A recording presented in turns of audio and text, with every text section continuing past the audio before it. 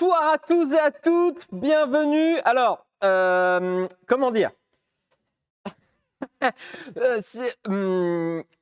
alors, oui, en termes de complexe, là, on peut difficilement prendre plus grand. Oui, on est quasiment au max. On est presque... J'ai eu du mal à les faire rentrer tous les deux dans le garage. Voilà. À la base, je voulais les mettre de travers et vraiment, on arrive à un point où comment dire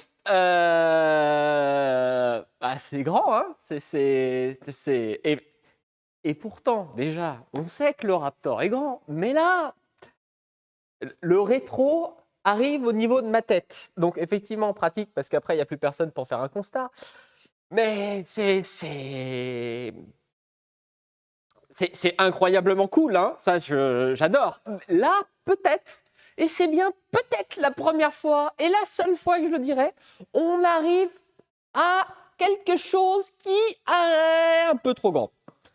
C'est à manœuvrer et le rentrer là, ça commence à être délicat, quoi. Vraiment, il est collé. Et quand je vous dis collé, il lèche la porte du garage. J'aurais pu... Vraiment, c'est quasiment le max. Il y a un pont en dessous. Vous avez déjà vu utiliser le pont qui est juste en dessous. Là, ça rentre pas. Voilà. Alors, on me chambre souvent en disant que je veux toujours plus grand, le plus gros possible, problème de complexe, machin. Là, c'est le max. C'est le max. Après, un truc plus gros que ça, vous arrivez sur un permis camion. Pas un poids lourd, quoi. Il est incroyablement cool, hein. Me faites pas dire ce que j'ai pas dit, mais là, j'ai l'air si petit à côté. Et d'accord, je fais pas 1m90, mais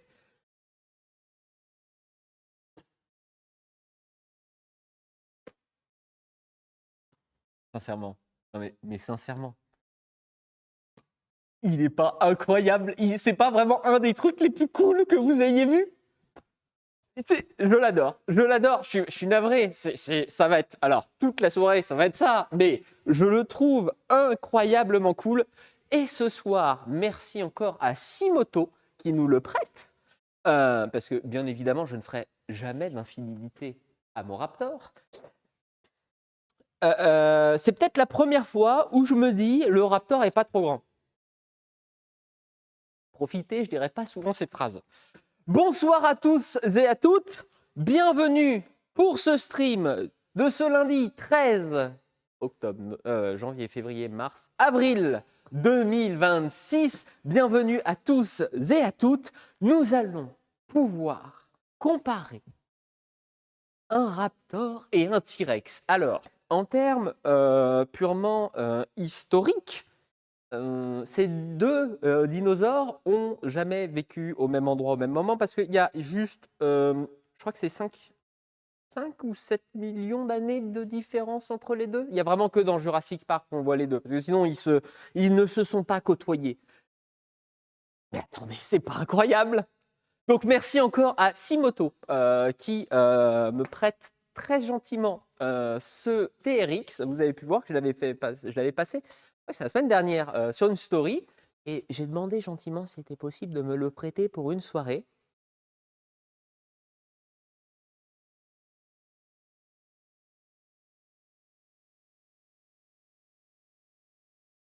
On va pouvoir faire le comparatif parce que ce qui est un peu intéressant dans ça, c'est que là, nous avons à ma droite le Raptor qui a été un peu le précurseur du pick-up sportif. On va pouvoir discuter de pourquoi, comment, qu'est-ce qui s'est passé dans la tête de Ford, à l'époque, pour faire ça. Et ensuite, nous allons voir à quel point, de l'autre côté, ça s'est bataillé sec pour toujours faire au-dessus, et qu'ensuite, il y a eu réponse de la part de Ford. Nous sommes dans un univers où ça a été un combat de taille. Pas de taille dans le sens les deux, non, vraiment de taille pure et d'ego pour avoir le plus gros. Bonsoir à tous et à toutes, bonsoir. Alors, je vais commencer par remercier tous les nouveaux subs ou les réabos. Merci beaucoup à Julia Arthur K pour ton 6e mois. Désolé de mettre encore esquinté ton pseudo. Merci beaucoup à Ronflex, merci beaucoup à merci beaucoup à Hiroazaka, merci beaucoup à Guillaume, merci beaucoup à Abengelus, merci beaucoup à Rijinsan, merci beaucoup à Mathias d'avoir offert un sub, merci beaucoup à encore une Mathias qui a offert un autre sub, merci à Atomic76, merci à Sandra41, merci à Niatsuki pour ton resub, merci beaucoup à Titou pour ton resub. Merci à tous et à toutes. Ce soir, nous allons pouvoir... Merci beaucoup à Hiroazaka qui vient d'offrir 5 subs. Merci beaucoup à toi. Nous allons pouvoir faire un comparatif. Enfin, un comparatif. On va pouvoir parler des deux philosophies. Bon, c'est pas peu la même philosophie, mais on va pouvoir refaire un peu l'histoire de qu'est-ce qui s'est passé d'abord dans la tête. Merci beaucoup à Hiroazaka d'avoir remis à Hiroazaka pour les 5 subs. Merci à Oudin81 et merci à Trib pour les 5 subs offerts. Nous allons pouvoir discuter ce soir de qu'est-ce qui s'est passé, pourquoi, comment on est arrivé à ce genre de truc. Nous allons pouvoir voir, parce que le Raptor Gen 1 est un peu celui qui a lancé la mode du pick-up sportif. Et Dodge, nous avons d'ailleurs le dernier, parce que ça y est, ils ne les font plus, le TRX, qui sera sûrement le dernier représentant de cette gamme de véhicules, disons, atypiques, différents. Je ne sais pas comment vous voulez que je vous présente les peu...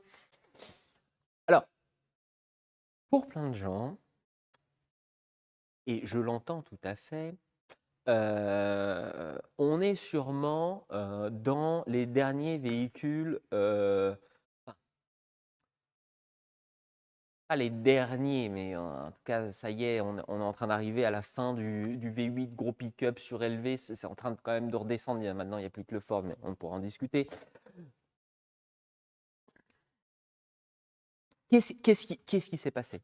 C'est formidable, j'adore, hein, sinon je ne roulerais pas avec ça tous les jours. Mais pourquoi? Et il y a une explication de pourquoi ils ont eu cette idée. Et à la base, alors, il faut vraiment prendre la base de la base de la base de la base, ça partait d'une idée pas con pour faire un nouveau segment de véhicule. Et effectivement, quand on se met là, on est peut-être arrivé au max, quoi. Alors, si vous voulez une petite anecdote marrante, rapide, sachez donc ici à ma gauche, vous avez un Dodge Ram TRX qui correspond en fait au max de la gamme 1500 de Dodge, tandis qu'à ma droite, nous avons un F-150 Raptor. Le 1500, c'est le petit véhicule chez Ram. Le F-150, c'est pas le plus petit, mais ça fait partie quand même des petits pick-up. Parce que vous avez le 200, le 300, etc., etc. Et ici, vous avez le 1500, le 2500, le 3500. Donc, nous sommes quand même encore sur des voitures, des trucks, des pick-up, insérez le nom que vous souhaitez, qui sont censés être utilisés comme des petits véhicules dans les contrées nord-américaines. Ils n'ont jamais vu un parking parisien, parce que sinon, ils ne pourraient pas dire que c'est des petits véhicules. C'est là, vraiment, on arrive sur... Oh, mais je les adore, je les aime si fort. Donc, comme je vous disais, je remercie encore une fois, parce que, alors, ça faisait longtemps que j'avais envie de pouvoir vous présenter les deux l'un côté de l'autre. Alors, pas forcément les mêmes années, les mêmes générations, mais je voulais vraiment pouvoir vous présenter les deux. Comment vous dire? Il n'y en a pas eu tant que ça de vendus en Europe. C'est des véhicules que Ford ou Dodge, n'a jamais importé dans nos contrées. Donc, c'est que des véhicules importés. Et d'ailleurs, on fait exprès, mais en même temps, c'est ceux qui le font le plus, c'est American Car City qui ont importé ces deux véhicules. Donc, si je ne dis pas de bêtises, celui-là date de 2022, le mien date de 2014, c'était la toute fin de la génération 1.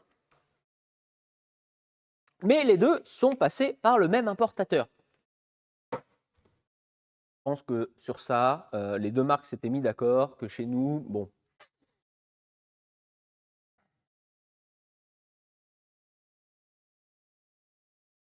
Est-ce que, sincèrement, c'est des véhicules malins pour la plupart des utilisations du quotidien dans un territoire où les routes ne peuvent même pas les prendre tout le temps? Je ne sais pas, on va pouvoir en débattre. Merci beaucoup à Alias Soon, merci à Hiroazaka pour vos subs respectifs et merci pour ce train de la hype niveau 5. Comment dire? Je remercie encore une fois et je vais même le mettre comme ça, je n'aurais pas oublié, ce magnifique, c'est incroyable Dodge Ram nous est prêté ce soir par Simoto. Voilà, ça, hop là, je vous l'accroche. Hop.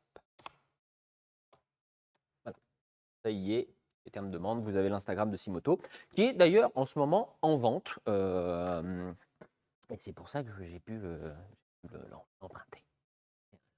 Il faut que je le rende à la fin. J'adorerais le garder. Je ne vous le cache pas. Quand même, il est cool. Hein. Alors, je vais pas faire d'infidélité au Raptor, que j'aime toujours aussi fort. Mais on ne peut pas enlever quand même 2-3 qualités sur celui-là. Qui est un peu cool. Et 2-3 défauts. Voilà. Avant de commencer à présenter ces deux véhicules, j'avais une question pour vous, comme ça, juste rapide. Est-ce que les sondages refonctionnent? Oui, merci beaucoup Twitch. Vous êtes, et comme ça permettra aux gens d'arriver. Vous êtes ES, s'il y a une faute, je suis derrière. Team PRX. Team Raptor. Alors si je fais une faute d'orthographe sur le Raptor, ça va peut-être être rapidement dommage. Ça. Team Raptor. Alors bien évidemment, on va autoriser les points de chaîne, parce que là, il faut qu'on puisse avoir quelque chose de biaisé. Sachez, pendant que ce petit sondage se fait, merci beaucoup à 205 CTI pour ton resub. Dodge Ram, parce que souvent on dit c'est des Dodge Ram. Depuis, alors si je ne dis pas de bêtises, je crois que c'est en 2009. En fait, la partie Ram, donc qui est un peu les utilitaires, de la partie Dodge, qui étaient les véhicules de tourisme. Après, il faut voir quand même la taille des véhicules de tourisme qu'ils vendaient. Mais les véhicules de tourisme se sont séparés. C'est-à-dire que maintenant, c'est deux marques. Vous avez Dodge d'un côté et vous avez Ram de l'autre. D'ailleurs, Dodge, le logo a changé. Maintenant, c'est une espèce d'étoile. Je crois qu'il l'avait présenté au départ pour je ne me trompe pas, pour la Charger électrique. Et Ram est devenu Ram Truck ou Truck Ram. Et maintenant, c'est vraiment deux entités à part. Et d'ailleurs, on peut retrouver maintenant dans les pays nord-américains des Ducato rebadgés Dodge. Et a priori, ça a l'air de marcher pas trop mal au niveau des ventes, parce qu'ils se sont rendus compte que pour certaines utilisations, parce qu'il ne faut pas oublier que c'est des véhicules à la base de travail, le pick-up vraiment a été pensé pour les artisans ou pour aller sur des chantiers, ce genre de choses. Et ils se sont rendus compte que nos utilitaires à l'européenne, c'était pas si con. Alors, il y a une petite subtilité hein, quand même dans l'adaptation du Ducato en RAM, c'est qu'il propose un V6 dessus, un V6 essence. J'adorerais qu'on ait ça chez nous. Alors, effectivement, en termes de pollution, de carte grise et tout ça, on l'aura sûrement jamais, mais je trouve ça incroyable qu'ils aient adapté un V6 à l'intérieur d'un Ducato. Ça doit être une dinguerie. Si on n'arrête pas de se plaindre avec les gros utilitaires, les trafics ou autres, comme quoi ça, je viens de voir la réponse. Je viens de voir la réponse sur le sondage. Vous me faites énormément de peine. D'abord, on sait tous que les Raptors, c'est beaucoup plus cool. Sans parler du véhicule.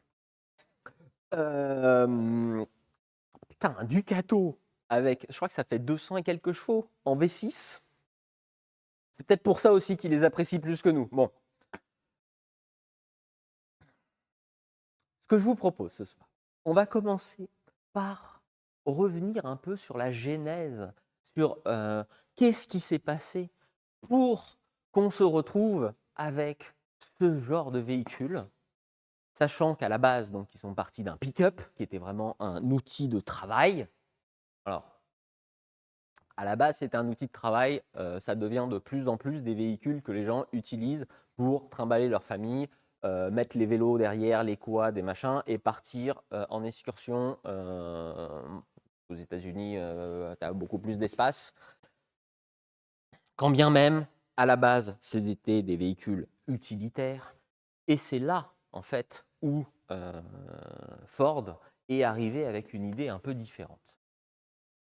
En 2010, c'est ça qui est un peu marrant, parce que souvent, je vous fais la vanne par rapport à la Baja. Alors, qu'est-ce que c'est que la Baja? La Baja, c'est une course qui se passe en Amérique du Nord, où, un peu à la différence d'un rallye raid, il y a moins de côté orientation, et le côté, il faut rouler très très vite à travers la pampa, et tu freines jamais, avec des bosses, des jumps dans tous les sens, et des suspensions qui doivent bosser comme jamais, ce qui explique pourquoi il est rehaussé. Quand ils ont sorti le F-150 Raptor, nous sommes donc en 2010, ils ont fait un proto qui a fait effectivement la Barra. Comme je dis souvent, ils ont fait aussi un DVD pour présenter un peu la genèse du produit, où ils étaient un peu en train de jouer sur le fait que oui, on va vous faire un véhicule, ça sera exactement type Barra, c'est incroyable, vous allez pouvoir rouler avec tous les jours. C'est absolument faux, c'est pas vrai. Ça a été, oui, comme ça qu'ils l'ont présenté, c'est deux véhicules complètement séparés. Ils n'ont strictement rien à voir. Peut-être le fait que le bloc moteur, et encore, il n'y a pas grand-chose sur le bloc qui est encore le même, était la même base. La marque des suspensions, c'est la même. Tout le reste est entièrement différent. En 2010, quand le Raptor est sorti, il proposait, alors attendez, que je ne vous dise pas de bêtises. Voilà, c'était bien ça. C'était un moteur 5 litres 4. J'ai un doute. Oui, c'est un 5 litres 4. En 2010, ils ont proposé ça avec un 5 litres 4. Et très très vite, il faisait que 300 et quelques chevaux. Et très très vite, ils ont proposé le moteur qui est dans ce Raptor-là, qui est le moteur 6 litres 2. Vous allez me dire, quelle était l'idée derrière ça? Pas du changement de moteur, mais de présenter ce genre de véhicule, autre d'avoir un démonstrateur, un ouais, c'est un démonstrateur technique. Ça montre qu'est-ce qu'on est capable de faire. Anecdote, c'est un des derniers véhicules de la partie SVT, qui est un peu la... Vous voulez, chez Dodge, vous avez la partie L4, vous avez AMG chez Mercedes, vous avez M chez BMW. Chez Ford, à l'époque, c'était SVT. L'idée était de créer un nouveau segment. Ils voulaient, enfin, ils sont partis sur une réflexion. Ils se sont dit, alors oui, c'était une bonne idée, non, ce n'était pas une bonne idée, je vous laisserai juge sur cette partie-là. Sachez qu'en tout cas, pour le moment, j'ai vu les résultats du sondage et je suis très déçu sur le fait que vous ayez choisi le T-Rex pour l'instant. Mais bon, l'idée était de proposer un véhicule que les artisans, merci beaucoup à Débus 2432 pour tes 5 subs offerts, merci beaucoup à toi. L'idée était, les pick-up sont achetés en grande partie par des artisans. Ce qu'on va faire, c'est qu'on va proposer aux artisans de payer un peu plus cher pour leur pick-up, mais comme ça, le week-end, ils pourront aller s'amuser avec. Faire du tout-terrain. Alors, le tout-terrain, manière américaine, enfin, comment on va dire, le tout-terrain vu par les personnes nord-américaines ne correspond pas forcément au tout-terrain à l'européenne. En fait, nous, on serait plus sur du franchissement. Donc on va rouler doucement, essayer de passer par des endroits difficiles, grimper, passer dans de la boue et autres. Là-bas, il y a aussi la vision du à l'espace. Je vais aller très très vite au milieu de la pampa et ça va être super cool. Donc l'idée était, on va vendre aux artisans un pick-up de sport. Et quelle était la meilleure idée pour vendre un pick-up de sport que de prendre une des courses les plus marquantes là-bas, qui était la Baja, où il y a des trophy trucks qui concourent dans une catégorie, et le vendre pour tous les jours. Comme ça, je ne sais pas, insérer non au hasard Tom, voilà, on va prendre Tom, Tom qui est artisan plombier, va pouvoir acheter son F-150 Raptor. Pendant la semaine, il va mettre ses outils derrière, son poste à souder, il va mettre tout son matos et bosser avec. Et le week-end, il ira, j'allais dire, défoncer la pampa. Après, d'une certaine manière, c'est un peu ça quand même, donc ça serait dur de dire l'inverse, mais il va aller faire le con au milieu de la pampa en roulant à fond avec le même pick-up. Et comme ça, avec une voiture, il fait les deux.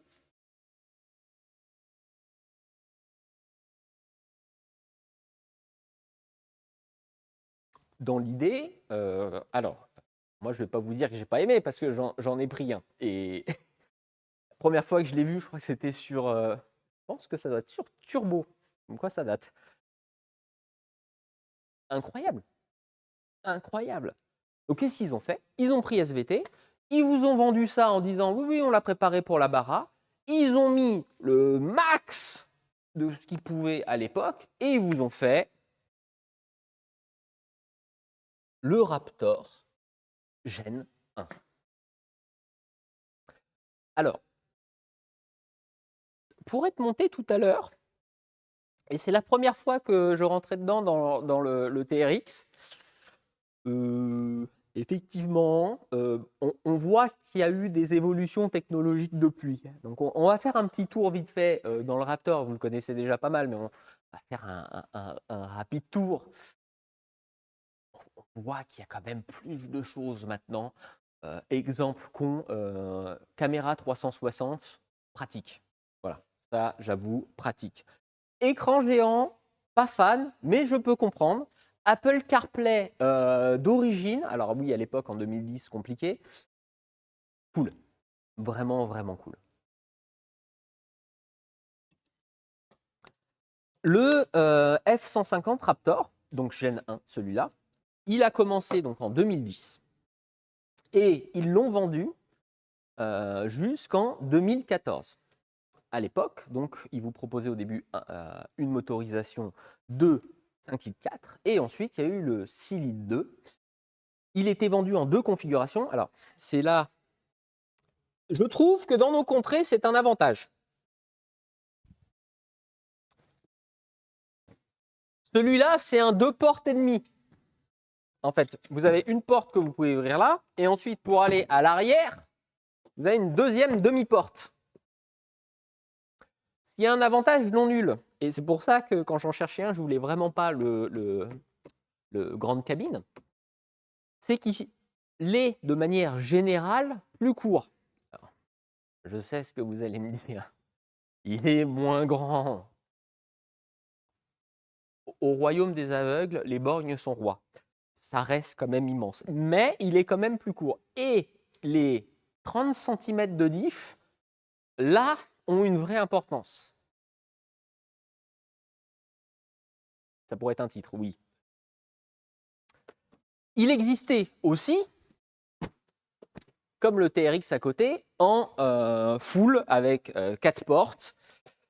La seule chose que ça change, c'est que vous avez une plus grande cabine. Par contre, vous n'avez pas une plus grande benne. Si vous vous amusez un moment à regarder l'évolution des pick-up depuis leur création, sachant que les premiers pick-up, c'est apparu au moment des caisses carrées. Genre, vous avez des Ford Model A pick-up. Il y a même, à mon avis, alors je ne sais pas si c'était vendu d'origine, mais même des T qui sont en pick-up, mais en tout cas des A en pick-up, il y a eu, il n'y a pas de débat. Donc, année 20, quoi. La taille de la benne, en pourcentage, par rapport à la taille du véhicule, n'a cessé de réduire. C'est là où on se dit que peut-être c'est moins devenu des véhicules utilitaires petit à petit. Parce qu'à la base, vraiment, vous aviez des pick-up où les 2 tiers, c'était pour transporter et 1 tiers, c'était pour vous mettre dedans. Maintenant, on serait plus sur un quart qui permettent de transporter quelque chose et les 3 autres quarts qui permettent de mettre le moteur et les gens à l'intérieur. Une petite évolution sur les mœurs, mais ça, c'est... Oh non, c'est... Je ne sais pas si on pourrait appeler ça de la mauvaise foi, mais... En France, effectivement, ils ont vendu des Raptors. Ce n'étaient pas des Raptors F-150, c'est des Raptors Ranger, donc c'est plus petit. Sur le dernier modèle, qui maintenant, alors c'est rarissime, hein, presque personne n'en a pris, il existe avec le V6 EcoBoost, machin, tout ça. Ils ont quand même pensé un truc, c'est que maintenant à l'arrière, au niveau de la benne, vous pouvez rentrer une palette IPAL. Alors pour ceux qui ne savent pas, les palettes IPAL, c'est des palettes avec une taille normalisée. Et ils se sont dit, vu que c'est des véhicules quand même utilisés la plupart du temps par des professionnels, on va faire en sorte que pile la palette puisse rentrer dedans. C'est-à-dire que vous prenez le Fenwick et vous pouvez poser votre palette. Bon, dans celui-là, c'est pas un problème, ça rentre. Mais bon, c'est là où il y a eu un début d'emmerdement, entre parenthèses, quand les pros ont commencé à les utiliser. Nous allons y venir, vous allez voir, mais... Ah, l'idée était bonne au début et après on a commencé un peu à déraper. Merci beaucoup à Judicator et à Tokyo Miyoshiro. Je n'y arriverai jamais, je suis navré à toi pour vos resubs.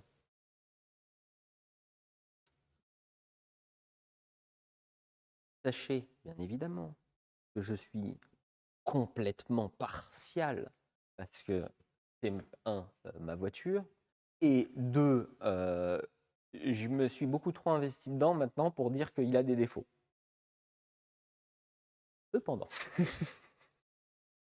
et ça a été le souci au moment où il est sorti. Et d'ailleurs, si vous allez sur des forums et que vous arrivez... Alors, des forums, peut-être certains d'entre vous ne vont pas voir de quoi je parle. Comment on pourrait décrire ça?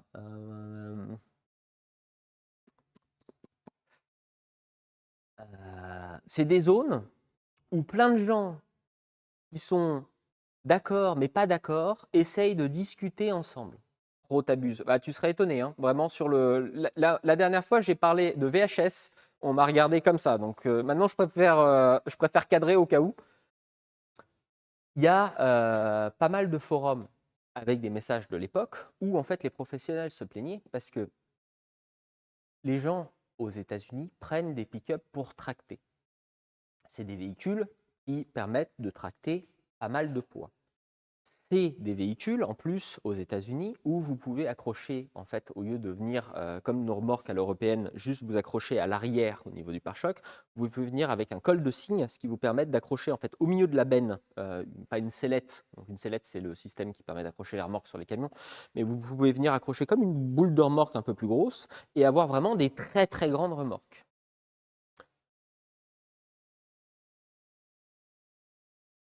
Le Raptor, là, il tracte moins lourd que la version F-150 de base de la même époque. C'est débile. C'est débile. Tu fais un véhicule pour le vendre à des professionnels et tu te retrouves avec un truc qui est moins performant que le truc moins cher pour bosser avec. Comment vous dire? Il y a quelqu'un qui n'a pas eu le mémo, quoi. Hein, je pense que c'est la meilleure manière de présenter le truc. Et effectivement, c'est un problème que, même si je suis tout à fait sincère,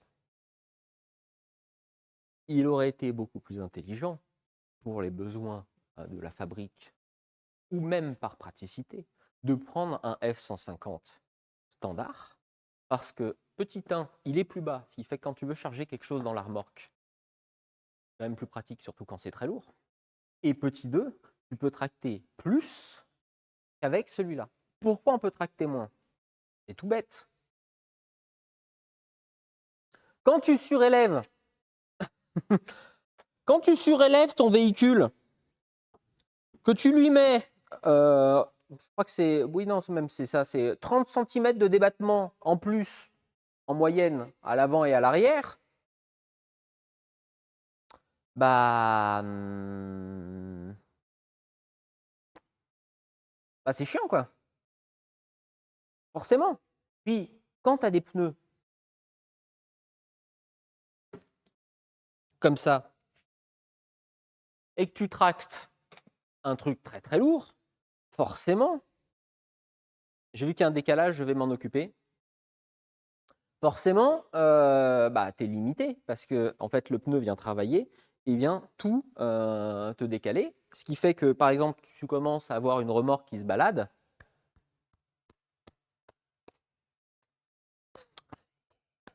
Une fois que c'est parti, c'est la de merde. Mayday, décalage son. C'est bon, il est parti. Il n'y a plus? Ok, parfait. S'il n'y a plus, c'est parti. Qu'est-ce qu'on peut dire sur ce Fantastic Raptor? Je vais chercher la deuxième. Pardon. Je vais chercher la. Hop.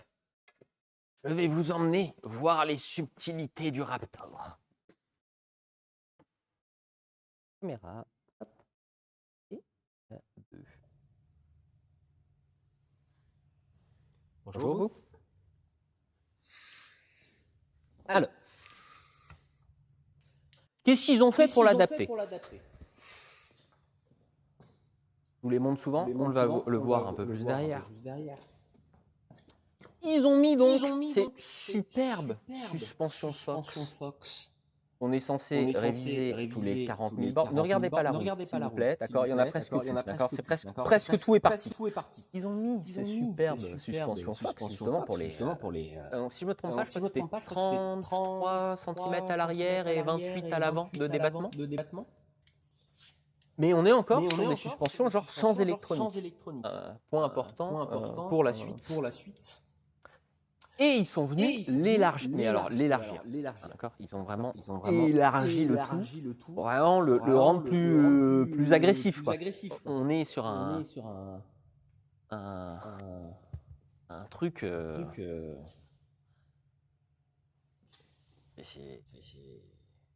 fait, sur suite base.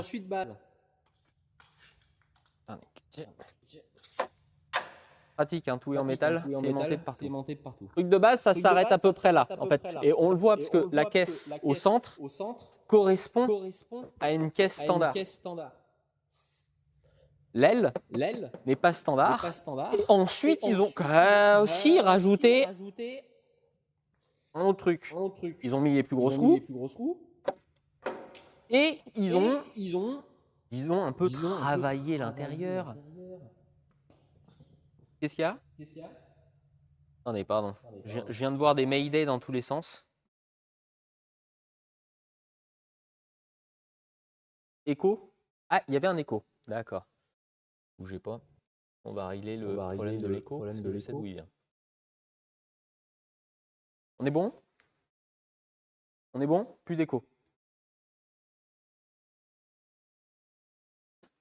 Pardon, désolé. Est-ce que ceux qui ont voté pour le TRX commencent à regretter leur choix, non? Live psychédélique, pardon. Donc je disais, non, ça ne change pas. Tu veux reprendre depuis... Attendez, j'ai pas passé 30 minutes avec l'écho, rassurez-moi. Vous restez quand même sur le TRX? Ça m'embête. Ça m'embête parce que très cool.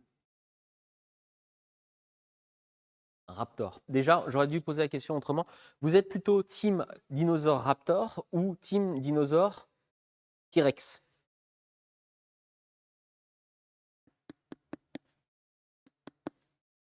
À ce moment-là, il y a peut-être plus de débats. Oui, effectivement, c'était la Cam 2 qui avait un petit décalage, enfin qui avait le double son, parce que je l'avais allumé la dernière fois pour avoir le son du moteur. Et ne vous en faites pas, bien évidemment qu'on terminera ce stream en allumant le TRX, parce que là, je peux vous donner tous les arguments du monde, le TRX fait un bruit de fou.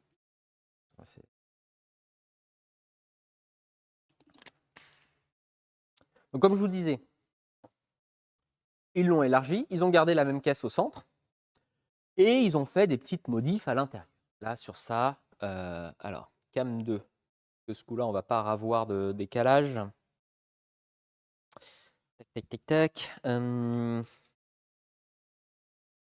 2. Et je vais vous mettre celle-là. Est-ce qu'on est bon? Non, il n'y a pas de... Normalement, on est bon là, non? Dites-moi maintenant, avant que je parte loin de l'écran. Bon. Prendre la lampe de poche, parce que alors par contre, j'adore, hein. Ça c'est le côté que j'aime bien dans les véhicules. Vous savez, c'est quand vous avez ciel de toit en noir, intérieur en noir, full black. C'est peut-être aussi pour ça que je préfère le Raptor là entre les deux. Le bleu là, il est. Alors, les goûts et les couleurs. Perso, je préfère les voitures en noir. Je sais, ça fait débat, mais je trouve que les voitures en noir sont quand même un petit peu plus. Alors, j'allais dire discrètes. Je ne sais pas si je peux dire discrète en vous présentant ce genre de voiture, mais. Alors. Hip. Hop. Attendez, je vous récupère dans un instant, le temps que je monte dedans. Étonnamment, j'ai perdu mon... Ah non, c'est bon, j'ai mon téléphone pour avoir le... Hop là, comme ça j'ai le chat. Étonnamment, sur le Raptor, du fait que c'était le haut de gamme, ils ont fait des efforts en termes de finition. Ça reste des voitures américaines, surtout que là, on n'était pas encore dans les moments où ils faisaient énormément d'efforts. Il y a du plastique de partout, hein. Ne cherchez... les trucs moussés n'étaient pas dans le cahier des charges. Et cet écran-là n'est pas d'origine, ça a été remplacé parce que, a priori, j'ai jamais testé, mais de ce que j'ai entendu dire, les écrans de base étaient merdiques.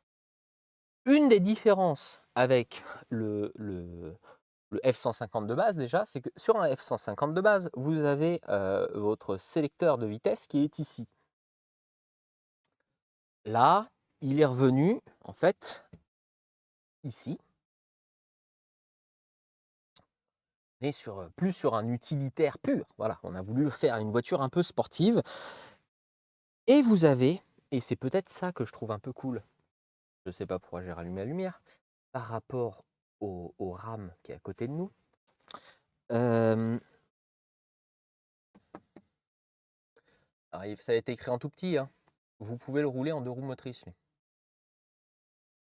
faudra qu'on regarde tout à l'heure, mais j'ai eu beau chercher, j'ai l'impression que le TRX, il est que 4 roues motrices tout le temps. Oui, effectivement, les voitures en 4 roues motrices ont plein d'avantages, c'est plus sécurisant, oui, oui. J'aime bien quand même l'idée de pouvoir avoir un truc stupide de plus de 400 chevaux juste sur le train arrière. On peut le rouler en 4 roues motrices. Le petit souci, c'est que lorsque vous le roulez en 4 roues motrices, du fait que c'était pas fait pour rouler sur 4 roues motrices genre en ville, il y a un différent qui fait que si vous tournez serré, il y a une roue qui rip, et si c'est pas la roue qui rip, ça force sur la mécanique. Et là, on est vraiment sur le premier donc utilitaire où ils se sont dit bon bah, il va falloir qu'on fasse des efforts. Alors il y a toutes les options qui proposaient sur le sur le F-150. Il n'y a pas grand-chose de plus. Par contre, ils ont mis ça.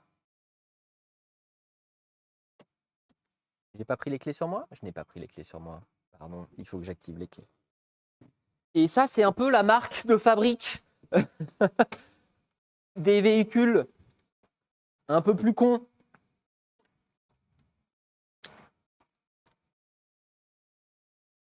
D'origine, ils nous ont monté ce truc-là. D'accord? C'est des boutons auxiliaires. Ça veut dire que quand vous receviez votre pick-up, alors ça bip dans tous les sens, c'est une voiture américaine, c'est normal. Quand vous receviez votre pick-up, vous aviez la possibilité, après, de venir installer des accessoires en plus.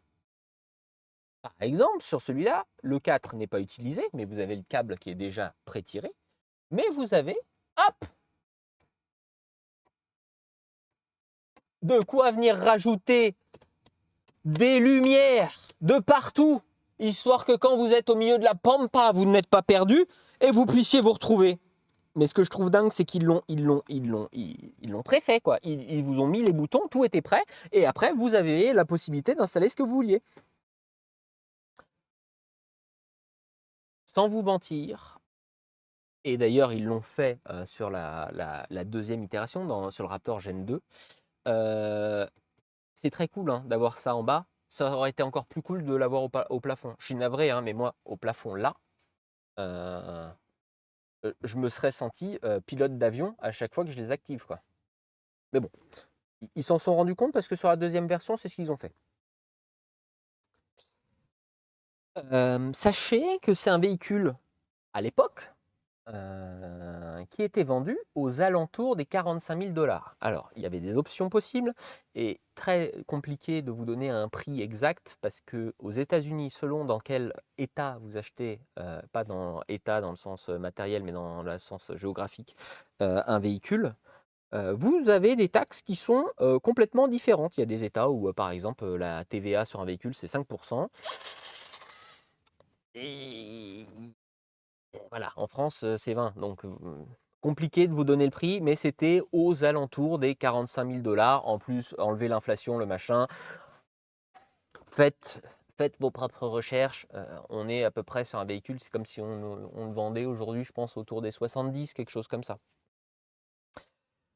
Après, on reste quand même sur quelque chose de vachement archaïque, entre parenthèses. On a, alors déjà, pas trop d'assistance. Par assistance, j'appelle pas assistance à la conduite, mais les suspensions ne sont pas adaptatives. Il n'y a pas d'électronique sur suspension. Vous n'avez pas différentes maps au niveau du moteur. Vous avez vraiment juste tu démarres, tu peux changer la position de ton petit bouton ici parce que tu veux passer en 4 roues motrices ou que tu veux passer en 4 roues motrices low, c'est-à-dire que c'est le vitesse basse quand tu veux faire du franchissement. Vous pouvez bloquer quand vous êtes embourbé. Et c'est à peu près tout. Il y avait une assistance off-road qui... Alors, je l'ai déjà activée 2-3 fois. Ça doit changer quelque chose, hein, mais de loin, j'ai vraiment l'impression que c'est un placebo. Et vous aviez une assistance à la descente, qui est en fait quelque chose que quand vous l'activez, vous n'avez pas besoin d'utiliser les freins, c'est lui qui gère avec la boîte et tout pour vous permettre de descendre la montagne sans vous fracasser la gueule en bas. Et plutôt pas con hein, comme solution. C'est une boîte auto, vous avez ici de quoi passer les vitesses en forcer les vitesses de la boîte auto. Ce qui en ce moment est mon bouton préféré, sachant que si je le mets en boîte automatique, il y a un monde où il me repasse la 1 alors que je suis à 100 km/h et peut-être que la troisième fois, il me tuera vraiment. Et vous avez un autre système qu'on retrouve très souvent sur les pick-up américains, ici, juste là, qui est un système qui permet de communiquer avec les remorques pour les faire freiner plus ou moins. En fait, vous pouvez régler comme ça. et faire que les remorques freinent. Chez nous, c'est un système qui n'existe pas. Nous, les remorques qu'on accroche sur des véhicules qui se conduisent avec le permis B, fonctionnent avec un truc tout con, c'est que lorsque vous freinez, la remorque vient s'appuyer, parce qu'elle ne freine pas tout de suite, elle vient s'appuyer sur le véhicule qui tracte, et en s'appuyant, ça vient compresser un ressort au niveau de la flèche qui est accrochée au cul de votre véhicule, et quand la flèche se comprime, ça active les freins de manière mécanique. Aux États-Unis, ils ont cette possibilité, sachant qu'ils peuvent, de manière générale, tracter des charges beaucoup plus lourdes. Donc ici, ça ne sert strictement à rien. Au niveau du tableau de bord, après, on est vraiment sur le basique. Voilà. Pas si je peux, voilà, on a des petites options, mais il n'y a rien de fou. Alors, attendez. Voilà. Il y a un monde où je peux vous les montrer comme ça. Vous les voyez? Ouais, là, je pense que ça devrait être pas mal. Donc on a rien de fou, hein. On a instrument, donc vous pouvez avoir la température de boîte de vitesse. Un peu cool quand vous tractez parce que très souvent ça peut se mettre à chauffer. Un deuxième menu où il n'y a rien. Jamais compris pourquoi ils ont mis ça, mais bon, c'est pratique quand tu roules et que tu veux rien voir. Alors, oui. Comment dire? Merci beaucoup déjà à Mathias 3481 d'avoir offert un sub. Il roule au comment je peux... Alors, ça roule à l'éthanol, hein, d'accord? Quand il a été importé, l'importateur a mis un boîtier éthanol. Donc, c'est moins critique qu'il n'y paraît. Sachez que l'éthanol, de toute façon, vous fait consommer un petit peu plus.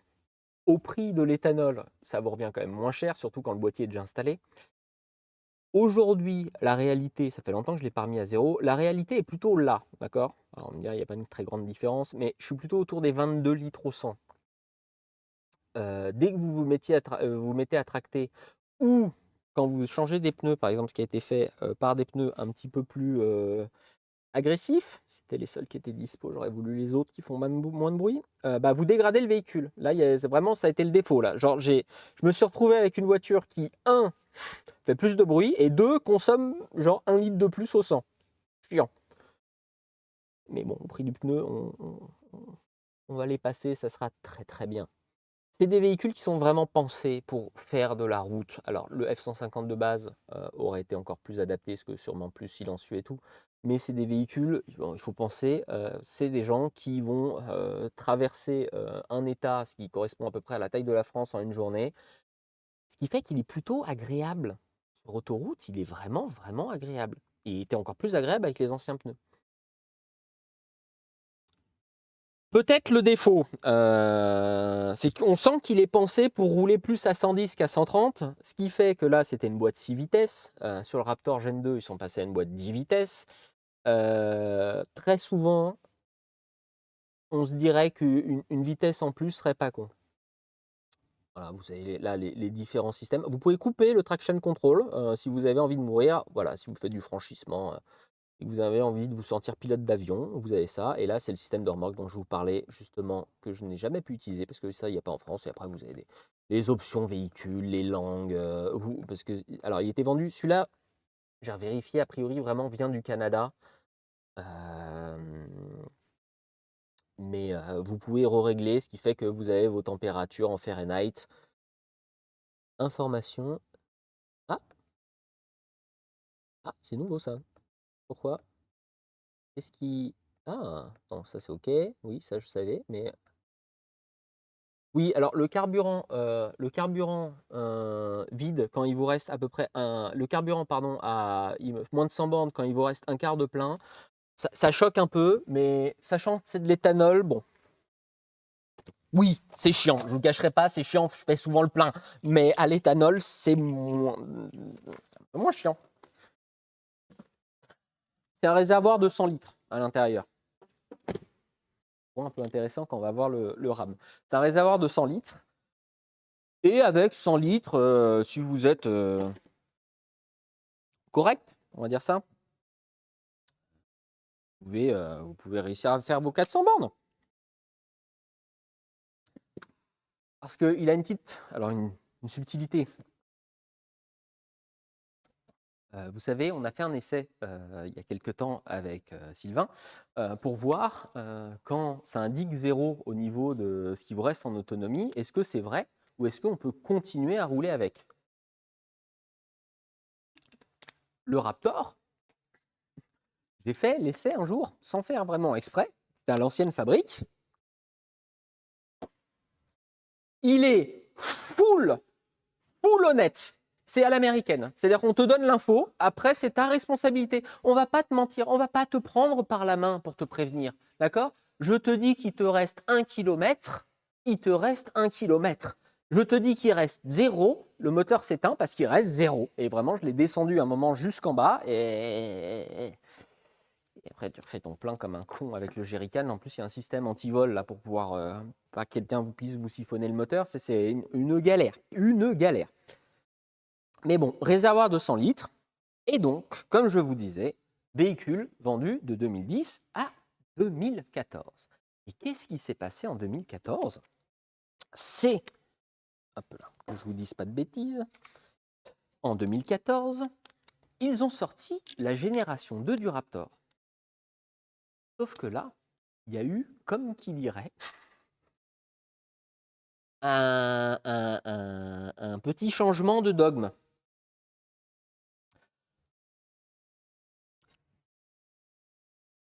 Le Raptor Gen 1, V8 atmosphérique. Basique, entre parenthèses, d'accord? 400 chevaux, je pourrais plus vous dire, j'ai dû le noter quelque part parce que je ne l'ai jamais. Ouais, il y a non, je ne l'ai pas noté. Il y a un peu moins de 600 Nm de couple. C'est démentiel, mais par rapport à la taille du moteur de plus de 6 litres, ok. Quand ils ont sorti le Raptor Gen 2, ils ont commencé donc à intégrer déjà plus d'électronique. Vous commenciez à avoir des suspensions adaptatives, c'est-à-dire que vous pouviez changer de mode, c'est-à-dire qu'à un moment, vous pouvez conduire en mode standard, suspension plutôt rigide, un peu comme il est maintenant depuis que j'ai refait les suspensions. Et oui, ou vous pouviez assouplir ou passer sur des modes entre les deux, selon la neige, le machin, tout ça. Mais, et c'est peut-être là où le bas blesse, et j'adore le look du Gen 2, mais je trouve ça vraiment dommage, ils ont retiré le V8. Et vous me direz peut-être que dans tous les F-150 de cette époque-là, il n'y avait pas de V8 dispo, et c'est donc pour ça qu'ils ont retiré le V8 et qu'ils sont passés à un V6 turbo.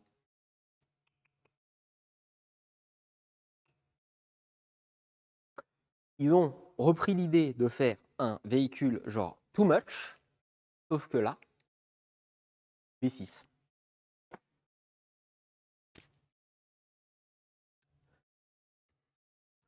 Au niveau de la conso, on est à peu près équivalent en plus, donc c'est pas une question de conso. Il y a une boîte avec plus de vitesse qui est très très cool sûrement dans plein de moments, mais pourquoi sur un Raptor qui est le too much, tu mets un V6? Je comprends pas. Je ne comprends pas. Il y a dû avoir un mémo qui est passé quelque part, imbitable. Et quand elle est peut-être, oui, alors oui, au niveau des normes, des machins plus simples, peut-être pour pouvoir le vendre dans d'autres endroits. Et vous n'allez pas me dire que c'était juste ça, parce que maintenant ils en refont en V8 et surtout dans la gamme, ils proposaient des V8. Et pas que dans le Shelby. On pouvait avoir un F-150 standard, entre parenthèses, avec le V8.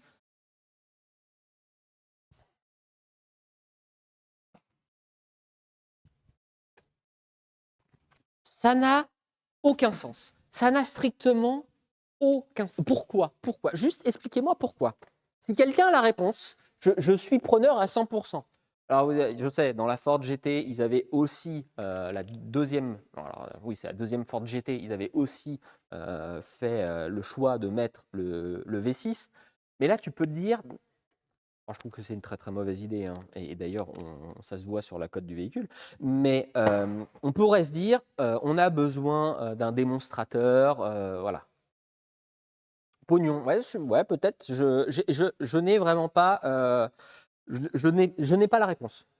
Tout ce que je sais, c'est que pour avoir discuté avec quelques propriétaires de Raptor Gen 2 V6, Et encore plus pour ceux qui avaient déjà eu un Raptor Gen 1, a priori, en termes d'entretien, c'est plus casse-couille parce que turbo, parce que des éléments en plus. Alors on pourrait se dire, sur la suspension et tout ça, je l'entends parce que c'est dans l'air du temps et il fallait forcément proposer autre chose. Par contre, le V6, V8, je ne comprends pas. Et ouais, sur la Ford GT, pareil. La Ford GT, quand ils ont la deuxième version, ils ont passé un V6. Tu te dis, OK, pour le démonstrateur. Mais là,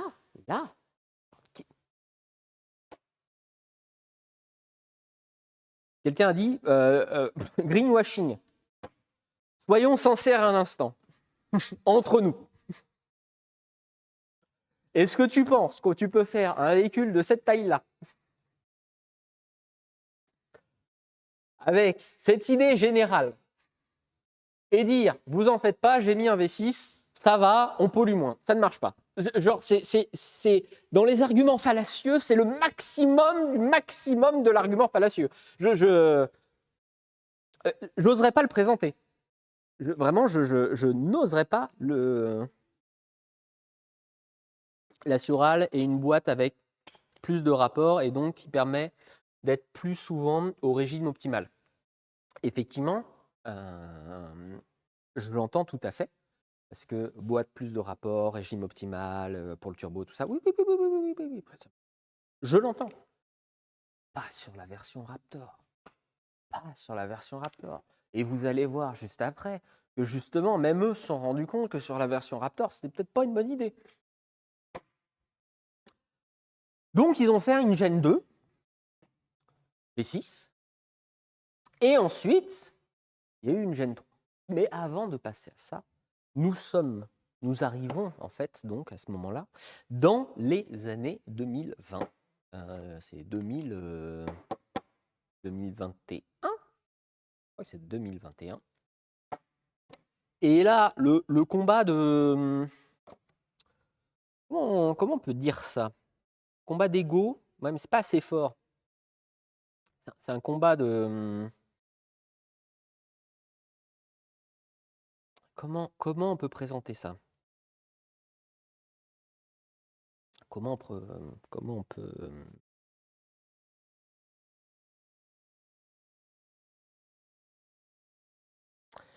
Oui, non mais oui, dans le chat, je vois oui, je vois là vos propositions de type de combat, mais j'aimerais un terme. Disons les termes. Oui, bonjour, c'est super. Non mais on n'a pas comment. Combat d'ego. Combat d'ego, c'est pas assez fort. Oui,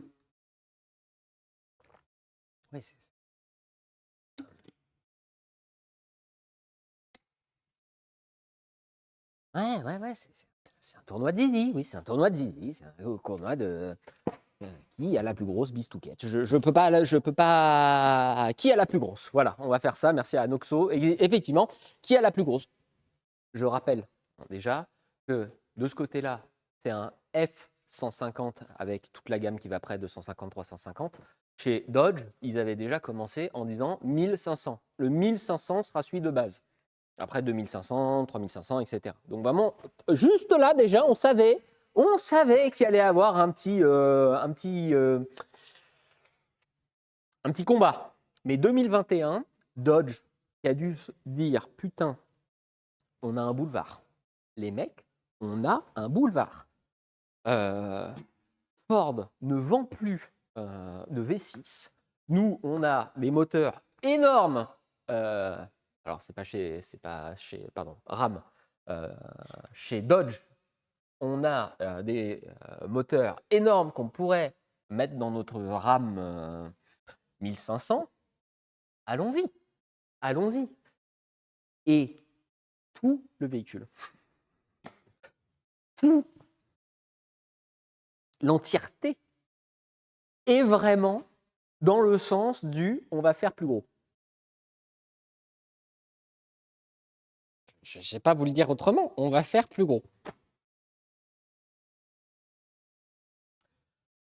Le Raptor Gen 1, rapidement, en hauteur, il fait 1,98.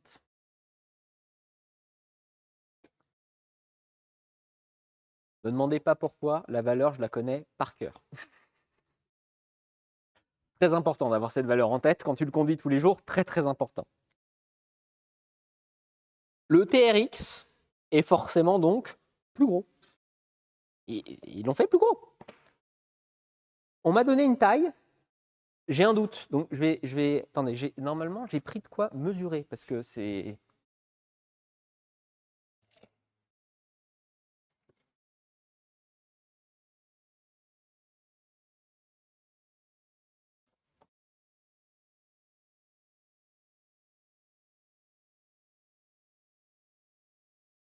Oui, parce qu'il y a la petite antenne là derrière en plus.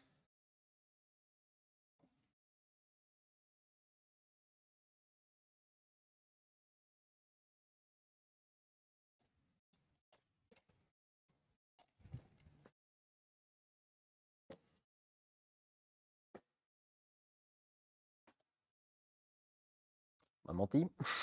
On m'a menti. On m'avait dit qu'il fait 2,10. Attendez. J'avais prévu le coup au cas où, parce que je me suis dit, bon, il y a bien 2,08 m. Ok. Mmh, mmh. Il rentre dans aucun parking.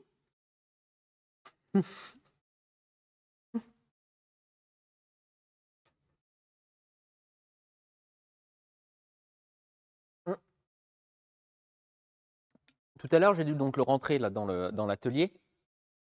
Manœuvrer commence à être un problème.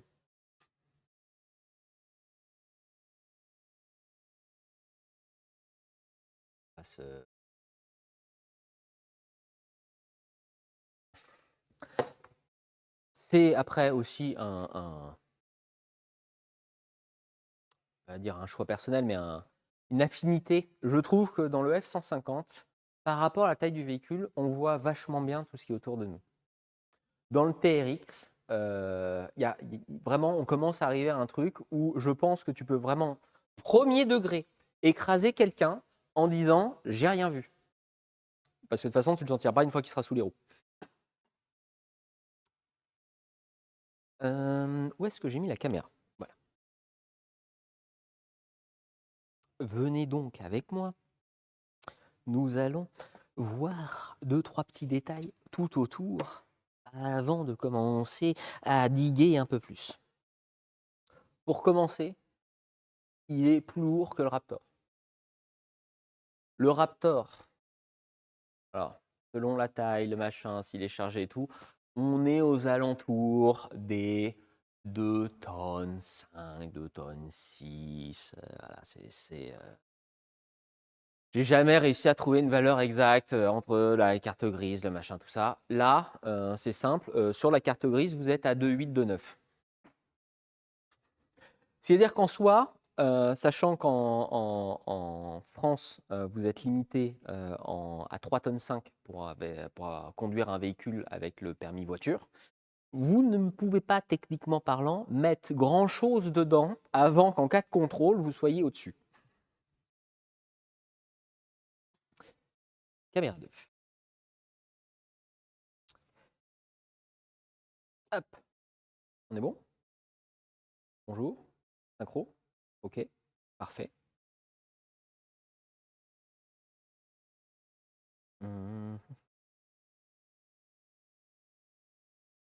J'ai mon téléphone. On est bon.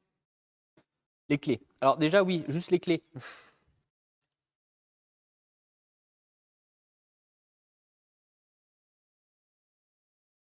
Qu'on ait une échelle quand même. Tu peux pas les perdre. Tu peux pas te dire je les ai perdus sans faire exprès, quoi. Ah non, il est incroyable, hein, mais là, on est vraiment sur le too much.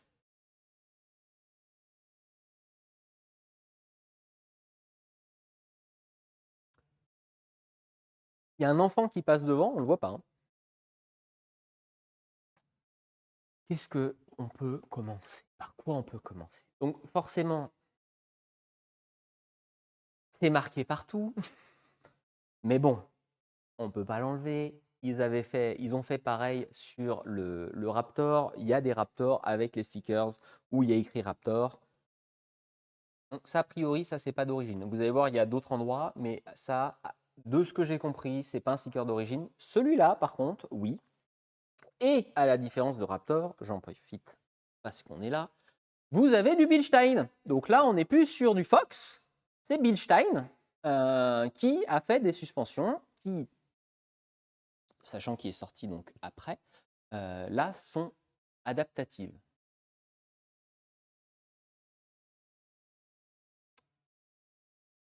Je suis pas sûr que c'était nécessaire. Ben, alors, ça m'amuse, hein, ça me plaît vraiment. Là, ça commence à faire beaucoup. Hein. Et le Raptor, il y a 2-3 endroits où on prévient. Là, il le marque. Là, voilà, il y a le logo. Alors, chez Dodge, il y a le chat sur les versions L4. Là, ils ont mis le T-Rex, quoi. Tout est là pour dire on a fait plus gros. Et j'adore. Et j'adore parce que c'est peut-être grâce à lui qu'après Ford a fait une réponse. Vous allez me poser peut-être une question. Pourquoi on voit ce genre de véhicule chez nous? Il y a une réponse déjà toute simple, c'est parce qu'il y a des gens un peu cons comme moi qui aiment bien ce genre de voiture. Mais il y a une autre subtilité. Il y a une autre subtilité. Ces deux véhicules sont critère 1 déjà.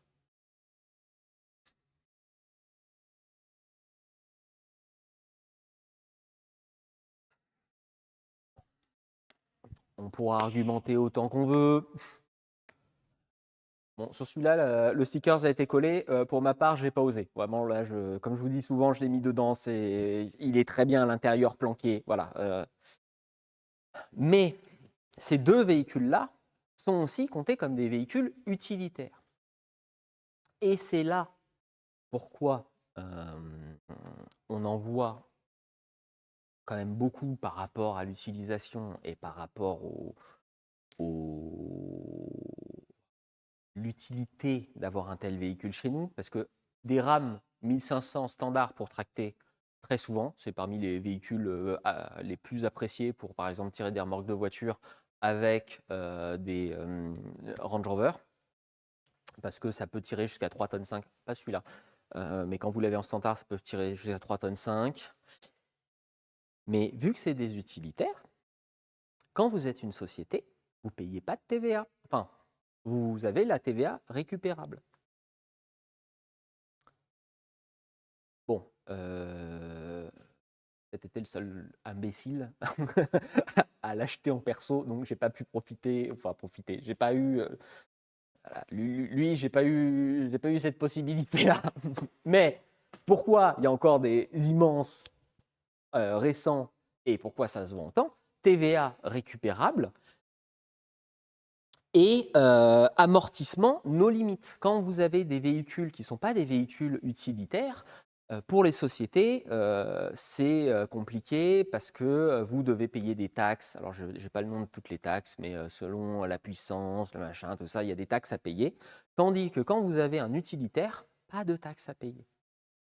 Il y a des petites subtilités, ils ont changé les réglementations. Par exemple, du fait que c'est des véhicules importés, il faut forcément repasser par une homologation.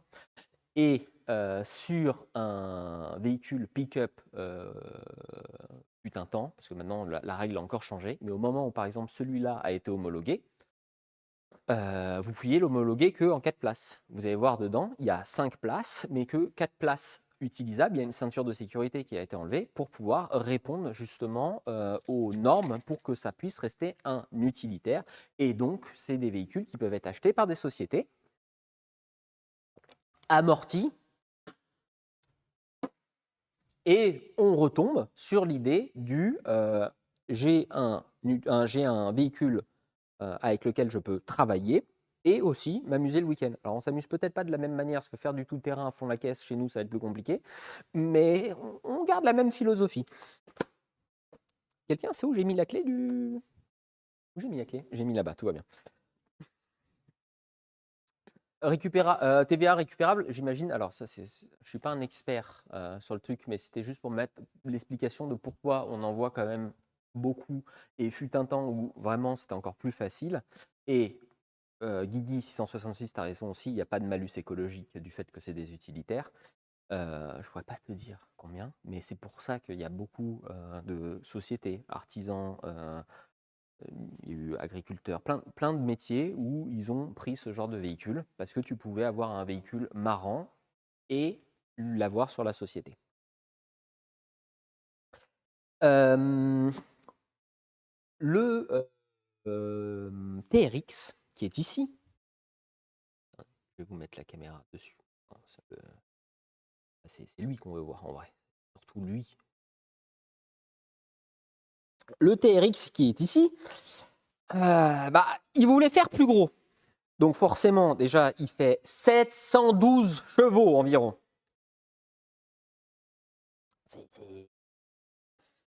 Voilà, hein, on est sur un truc un peu plus costaud. On est à plus de 880 Nm. Et ça me sidère. Ça me sidère. Je ne l'ai pas conduit sur route. Mais je ne saurais pas comment vous le dire. Le Raptor, pour vous donner l'idée, il fait un 0 à 100 en 7 secondes. D'accord? Ce qui déjà, pour un truc de plus de 2 tonnes, est fantastique. Là, le TRX, il est donné pour un 0 à 100 en 4 secondes 5. Tu déplaces un char, un petit char, un parpaing. Chargé, tu déplaces 3 tonnes en moins de 4 secondes 5 au 0 à 100. Genre, la plupart des voitures de tous les jours ne font pas ça. Et là, on se retrouve avec un moteur donc de plus de 700 chevaux, 6 litres d'eau, et on n'est pas turbalisé, on est avec un compresseur. Autre technologie. Attendez que je prenne la cam, qu'on puisse aller... Hop! Tic, tic, tic, tic, tic. Tu veux pas démarrer? Caméra! Caméra! Non? Allez, s'il te plaît, petit effort de la caméra.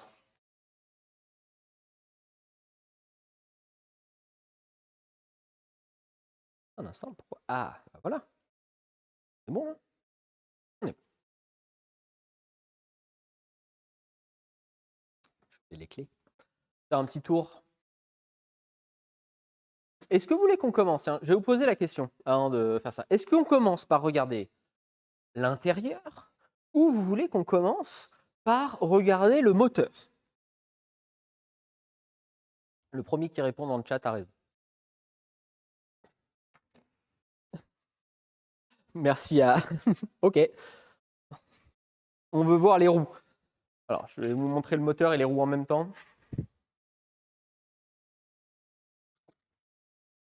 Les roues, il y a l'option... c'est pas Bedrock, parce que c'est Minecraft. Ah,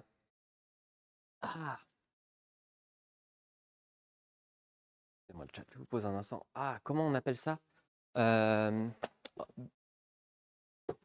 Bedrock, Roadblock, Block. Ah, comment ça s'appelle? J'oublie le nom à chaque. Alors, c'est où? Bedlock. Merci beaucoup.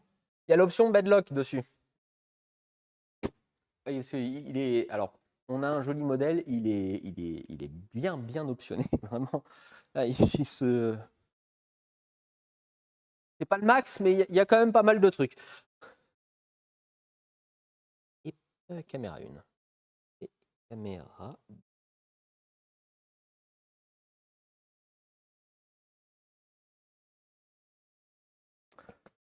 Ah, il y a un petit défaut. Je ne cacherai pas.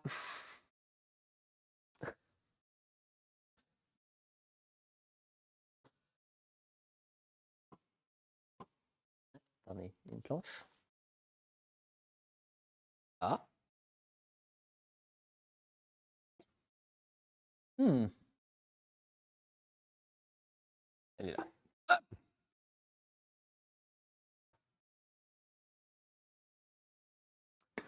On voit pas grand-chose. Bah, la différence du Raptor, hein, où bon, c'est. Là, on est sur une voiture plus moderne. Mais il y a un truc qui me fait crever de rire. Et merci, c'est Simoto qui nous prête ce véhicule, qui me l'a montré. Je crois que Sylvain en avait parlé il y a longtemps sur une vidéo où il avait fait sur le Raptor d'ailleurs, de mémoire. Mais non, mais sérieusement. Non, mais vous avez quel âge? Un TRX qui mange un Raptor. Non, mais vraiment. C'est crotte de nez sous le préau, quoi, le niveau. Après, sur le moteur, bah, il y a de la place. On ne peut pas l'enlever. De toute façon, quand tu as un véhicule qui fait presque 6 mètres, il fait 5 mètres 90 de long, si je ne me trompe pas. C'est-à-dire que déjà, si tu cherches une place de parking, il t'en faut 2.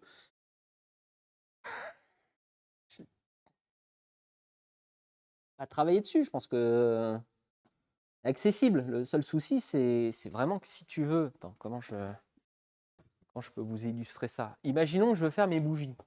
D'accord? Ou tiens, l'alternateur qui est là.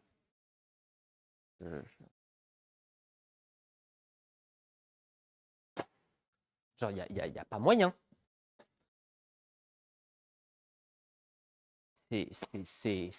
Comment tu fais? Comment ils font, en fait?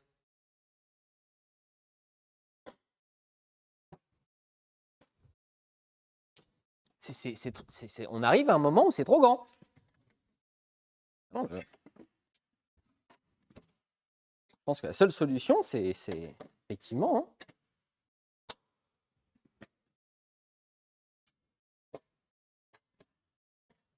Et là, je peux aller accéder à ma boîte à fusibles. Ils ont quoi aux États-Unis ou au Canada quand ils ont ce genre de véhicule? En fait, tu montes plus le véhicule sur un pont, c'est le mécano que tu montes sur un pont?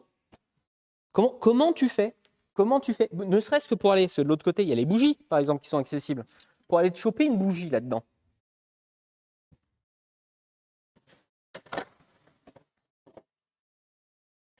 Ça? Alors, le véhicule est très gentiment, comme je vous disais, prêté par Simoto. Et le véhicule est en ce moment en vente. Donc, je ne vais pas faire tomber l'échelle sur la voiture qui est en ce moment en vente. Mais. Ouais, ah ouais, ça. Non, ça passe. Hein. Ouais, quand même, putain, c'est. Là j'arrive à toucher une bougie. Je peux. Ah, une courroie. La courroie, c'est impossible.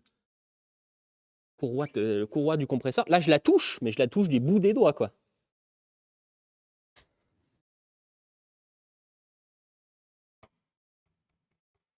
Ils ont eu quand même l'intelligence. On ne pourra pas leur enlever. Ils ont eu l'intelligence de se dire que sur les trucs sur lesquels tu dois bosser souvent, auxquels tu as plus souvent besoin, genre le liquide de lave-glace, ils te l'ont mis à un endroit facile, quoi. Là, parce que tout le reste est quand même difficilement accessible.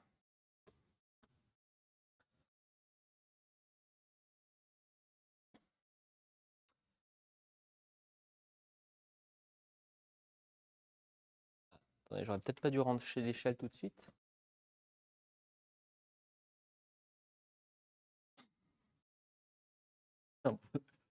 C'est... Je suis au maximum. Je suis vraiment... Pour 2 cm de plus, je ne l'ai pas. Hein.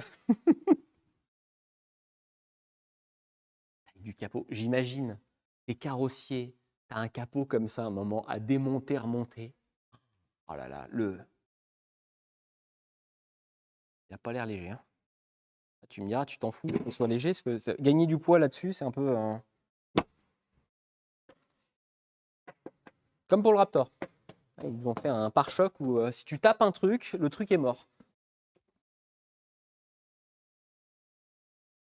Est-ce que le chat, on ne continuerait pas en regardant l'intérieur? C'est là où c'est là où on voit qu'il y a eu quand même des efforts de faire, quoi. C'est là que tu vois que déjà, c'est pas la même génération. Et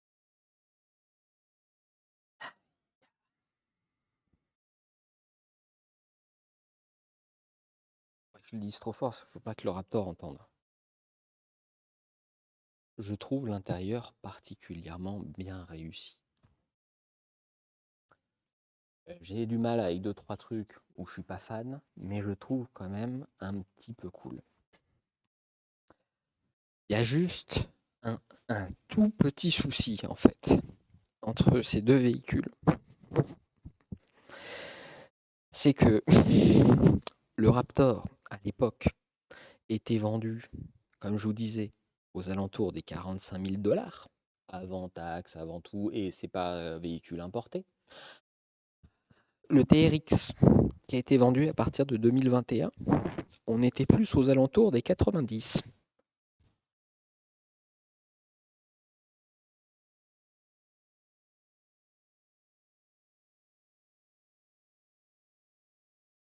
Alors certes, le Raptor de génération équivalente avait aussi augmenté de prix, mais j'essaye de comparer deux trucs avec des V8. Voilà.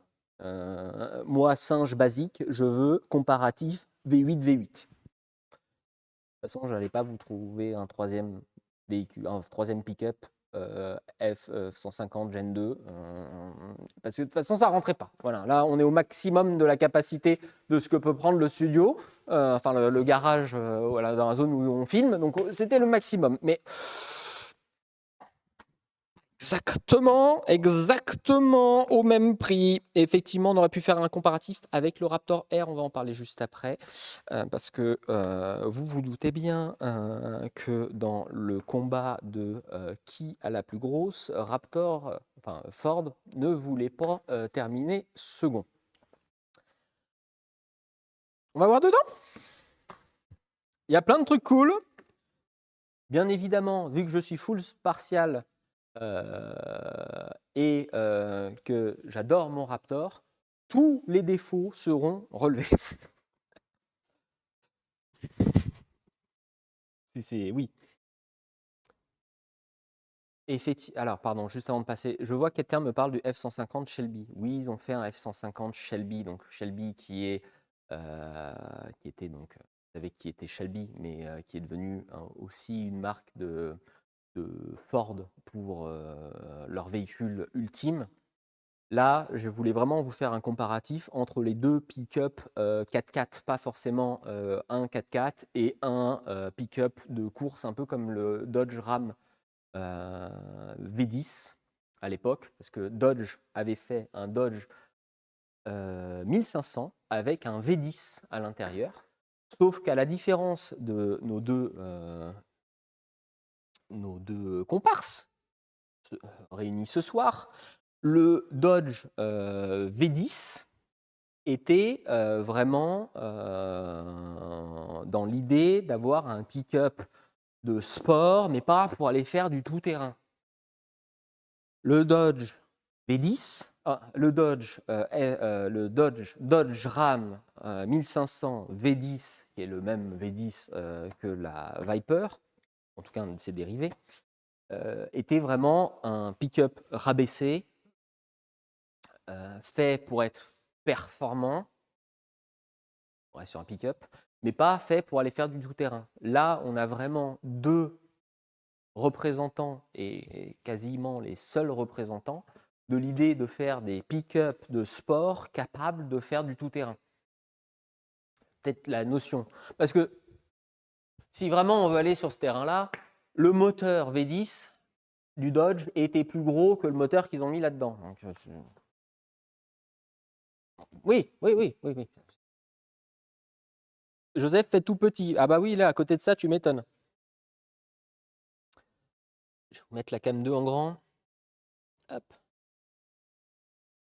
Alors, où est-ce que j'ai mis les clés? Alors, s'il n'y a personne qui me l'a prêté, me voit perdre les clés toutes les 2 secondes comme ça, maman, il va s'inquiéter. A raison. Je les ai mises où, les clés?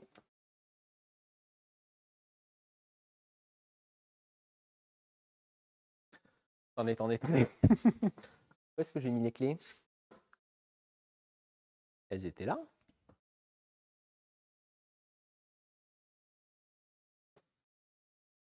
Putain, les clés, c'est un pavé parisien et j'ai réussi à paumer les clés. Non, c'est une vanne. Attends.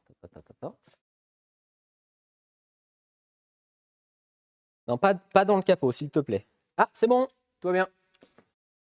Tout va bien, tout est sous contrôle. Lampe de poche et on est reparti.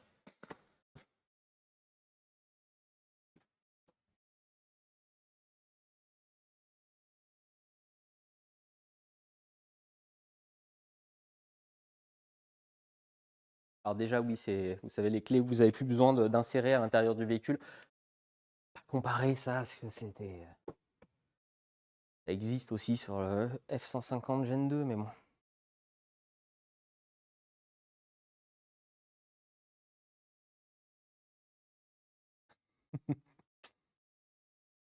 Là, tu vois qu'ils ont fait des efforts, quoi. Mais, ouais, c'est... Petite feutrine, là. Féline, même. Alors, c'est pas forcément de l'Alcantara, hein, parce que l'Alcantara, c'est une marque, mais c'est de la suédine. Mais après, je suis obligé de critiquer pour défendre le Raptor. Les endroits qui se voient, bah...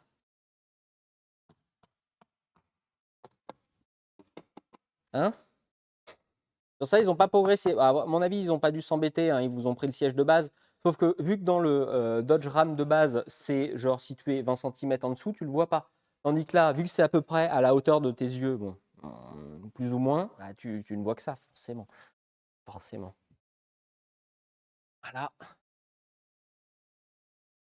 Hop. Alors, on va essayer de ne pas taper la caméra sur un truc parce que tout...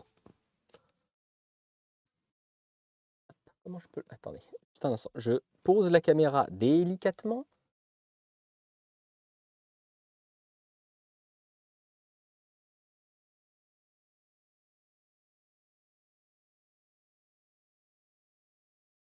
C'est des bulets de ouf, hein.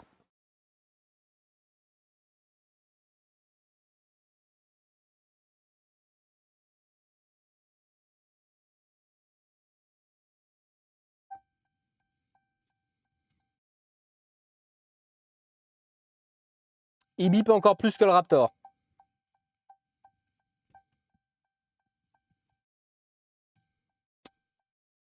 Non, mais il y a des gens qui ont des télés plus petites, en fait. Pardon, faut pas faire de bêtises. Marche pas? Qu'est-ce qui se passe? Tu t'arrêtes pas de sonner, là? Je peux pas allumer? Non, mais il y a trop... Alors... C'est très cool, les écrans, hein. Ça rajoute quelque chose. Il veut pas arrêter de sonner un instant, là, vraiment? Genre, je peux pas mettre le contact et tu t'arrêtes pas. Non, tu sonnes forcément. Genre, tout le long, tu vas sonner, quoi. Je peux pas montrer l'écran et... Non, mais ça va être insupportable, ça. Ah, putain, non, mais... Pourquoi les voitures américaines sont obligées de biper sans arrêt? Non, stop, je veux... Non, arrête-toi. Voilà. Bon, il n'y a plus d'écran. Ah, c'est la porte qui fait ça? Regarde, l'écran dit pourquoi.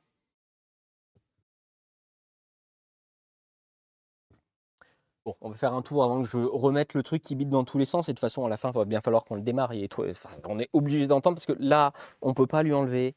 Il fait un bruit vraiment sympa. Comme notre cher Raptor. Excusez-moi. On va faire un truc. Je vais enlever la caméra du pied. Que ça va être plus facile de vous montrer des trucs parce que ça va être la galère. Sinon, et on va rien voir. Et on a envie de voir les trucs un peu cool sur ce véhicule. Voilà. Caméra 3. Un instant. Là.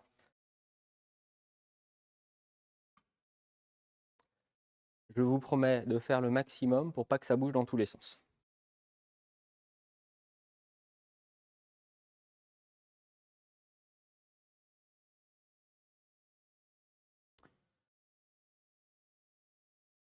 Hop. On remonte. Alors un peu comme, c'est même plus que sur le Raptor là, c'est vraiment vous avez un décalage horaire entre le sol et la place où vous essayez, quoi. Là, le côté je monte dans mon véhicule prend tout son sens, quoi. Hop. Alors qu'est-ce que nous avons dans ce superbe TRX Dodge Ram qui lui date de 2022?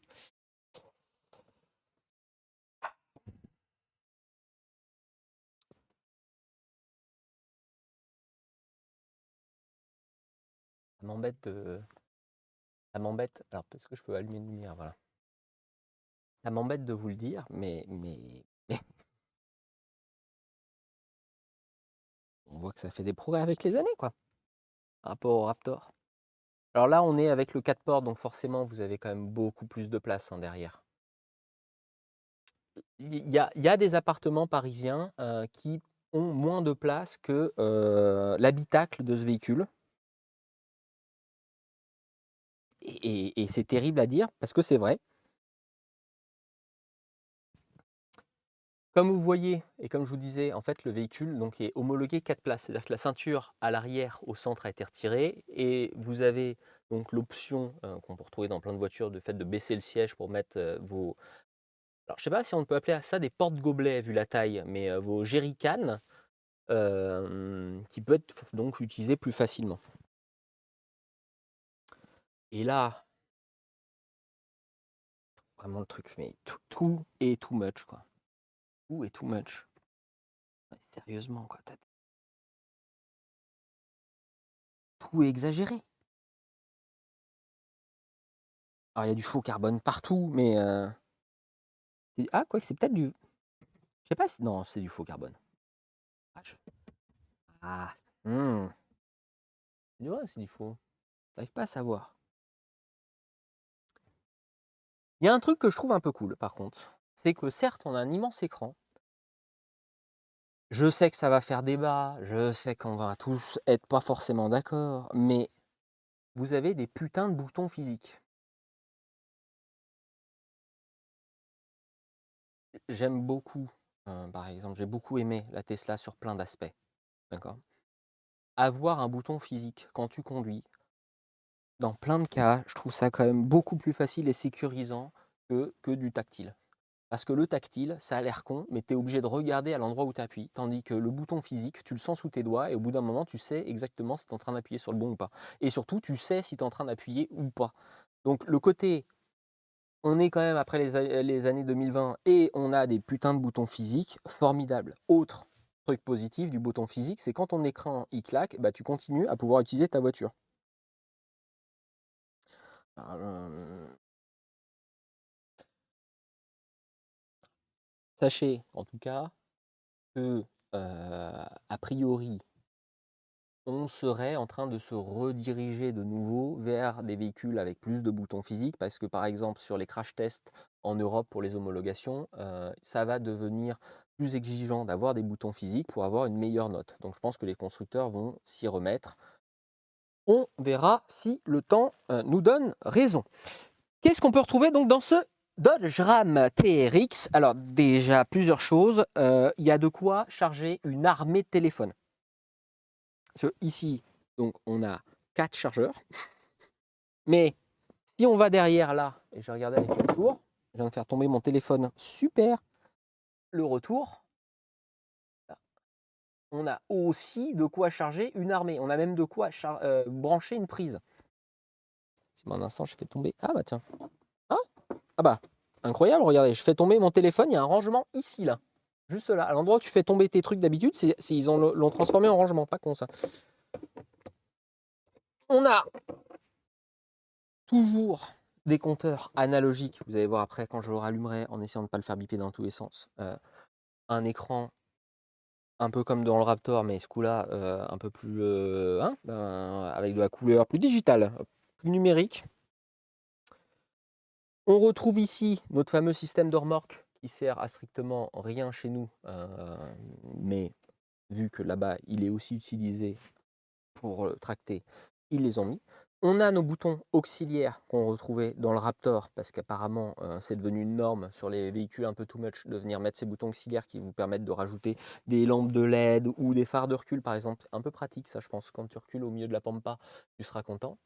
Et ils nous ont mis une ribambelle de boutons, dont certains, j'ai pas osé appuyer, mais je me demande, si tu as le véhicule ici, je vais peut-être vous éteindre ça, si tu as le véhicule ici, en France, et que tu appuies sur assistance, je crois que ça appelle quelqu'un chez nous, ou ça appelle quelqu'un genre à l'autre bout du monde.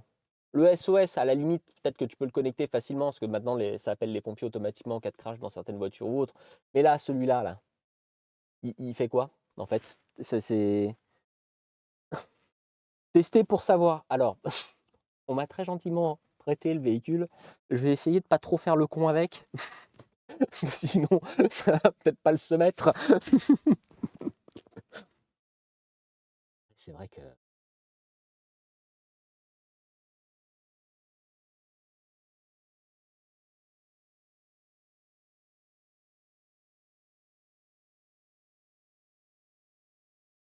Non, marche pas. Bon, tant pis. On saura pas. Bon, peut-être qu'ils l'ont déconnecté, en fait. Ah, non, bon. Les modes de conduite. Et c'est là, c'est de redémarrer. Oh, ouais. Juste le démarrage, là, c'est... Je ne veux pas le démarrer. Je veux juste que tu m'allumes. Run. OK. Donc là, j'ai mis le contact. Je veux pas que tu démarres. Je veux juste que tu sois en run. Parfait. Et t'arrêtes de biper. Fantastique. On l'a eu. Allez. Il bip sans arrêt. C'est pas possible. Vous avez mode de conduite. Et comme je vous disais, celui-là, il est toujours en 4 roues motrices. Donc vous avez le auto. Vous avez le blocage de... Votre 4 lots, donc vitesse basse et vitesse haute. Donc vous pouvez manuellement, comme sur l'autre. Et c'est peut-être là pourquoi, d'ailleurs, le Raptor Gen 1 aux États-Unis est en train de reprendre de la cote. Là, vous êtes que sur des boutons qui viennent agir sur un truc électronique, machin. On commence à rentrer avec plus d'électronique. Le Raptor, on est un peu plus mécanique. Alors oui, le bouton est relié pareil, mais on commence à avoir des trucs automatiques et tout ça. On verra comment ça vieillit. Vous avez des modes différents pour les modes de conduite. Ah oui, d'accord. En fait, Mud and Sun, anti-patinage désactivé. Passer. Ah, attends, passe en mode et il me. Ok. Ok. Ah ouais. Ok. Ah oui, non, mais si tu vas faire ça avec le. Oh, il y a le mode Baja. Comment je passe en mode Baja? Mode Baja. Oui, parce que sur celui-là, vu que les suspensions sont adaptatives, un mode Baja où ça vient tout assouplir. On va le remettre en mode normal avant que je fasse une bêtise. Auto, tiens, très bien. Vous avez les suspensions qui sont adaptatives, ce qui veut dire que vous pouvez avoir un truc où vous pouvez assouplir vos suspensions, rouler dans la terre comme un goret sur des routes défoncées, et juste après, le remettre en mode distingué, genre OK pour aller en ville, et comme ça, tout va bien. Et là, on y était tout à l'heure, mais j'ai peut-être un petit peu plus de mal avec ce côté-là. Pour un véhicule utilitaire, c'est là où j'aime bien mon Raptor. Il y a 1 milliard d'options différentes qui ne démarrent pas quand on appuie dessus. Appli. Attendez. Véhicule. Ok. Option race. Qui va faire la course avec ça? Oh, mais non. Launch control. Alors tu peux l'activer sur le bouton là, et tu peux aussi l'activer là. Mais incroyable. Témoin de changement de vitesse. D'accord, tu peux. Ok, donc tu peux lui demander. Il affiche ton shifter, donc c'est-à-dire le moment auquel il faut que tu appuies sur le. Parce que vous avez des palettes au volant. Pour changer la vitesse. Refroidissement, quoi? Refroidissement de la course. Ref... ah, refroidissement de la course. Ah, il y a le volant chauffant aussi, mais il y a tout. Performance, mode drive. Ah oui, ok. Donc là, on est comme sur les L4, vous pouvez tout changer. Donc là, on peut choisir les modes. Je vais le laisser en auto. Comme ça, quand je le rendrai, la personne n'ira pas se planter en se disant, mais je comprends pas, il n'était pas du tout comme quand je te l'ai passé. On peut tout changer. Manette. Ok. Transmission. Ah oui, tu peux changer et durcir. Configuration automatique. Ok.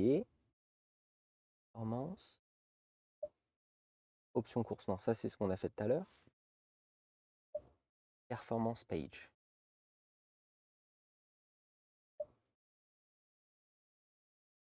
Ah oui, tu peux calculer tes... Oh, tous tes manomètres. Tu peux enregistrer... Ah oui, d'accord. Tu peux carrément enregistrer une session de course comme s'il y a un utilisateur de ce genre de véhicule qui va aller sur circuit. Alors ça me ferait mourir de rire, hein, mais tu vas sur circuit avec ça. Je pense qu'au bout de un tour, il y a tous les freins qui disent ça serait bien de s'arrêter. Pique à gauche, pique à droite. Ok, donc ça c'est les G maximum qu'ils ont pris. Donc il a pris un G en maximum de... Merde. Vous voyez pourquoi j'aime pas le tactile? 3G en tournant de côté, 3G sur le pic frontal, donc c'est sur un freinage. Ouais, non, mais il y a tout. Et quoi, tu peux prendre des photos? Tu peux prendre en photo. Non, mais ça, c'est vraiment un mode de... Tu peux prendre en photo ton écran pour pouvoir le partager avec les potes, si c'est pas incroyable. Non, mais sérieusement. Après, tu vas sur circuit avec ça. Alors, je suis pas sûr que les autres personnes qui sont sur le circuit vont t'apprécier parce que pour te dépasser, ça va être compliqué. Remorque débranchée, ok. Voilà, c'est système caméra indisponible. Brancher une remorque, d'accord. Mais on peut pas juste utiliser caméra? Ah oui, véhicule. Oh, 360.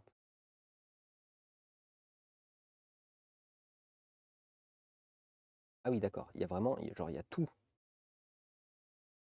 J'aurais dû filmer directement avec lui, en fait. Excusez-moi, je découvre en même temps, mais je trouve ça incroyable. Rétroviseur. Oh, putain, pour pas rayer tes jantes au cas où, parce que vu la taille du véhicule, bon, avant que tu rayes une jante avec ça, ok, non, mais c'est... Il y a l'Apple CarPlay et je pense que 90% des utilisateurs vont utiliser l'Apple CarPlay. Je vois une question dans le chat, effectivement, est-ce qu'il y a un mode sombre? Parce que là, tu conduis de nuit avec ça, ça t'éclate les yeux. J'ai pas trouvé, j'ai regardé vite fait tout à l'heure. Le seul truc que j'ai trouvé, c'est que tu peux éteindre l'écran tout en ayant le véhicule qui tourne. Et c'est peut-être la meilleure solution si tu veux passer en mode nuit, parce que le truc te hurle la lumière dans la gueule. Tu dois pouvoir baisser ça quelque part, c'est pas possible. Il y a des boutons de luminosité là sur le côté, j'imagine. Je vais pas trop changer les réglages. Il faut que je le rende à la fin. Bien. Pourquoi Apple? Il y a un monde où il y a aussi Android Auto. C'est juste que utilisant Apple, je me suis renseigné que sur cette partie-là. Je suis désolé.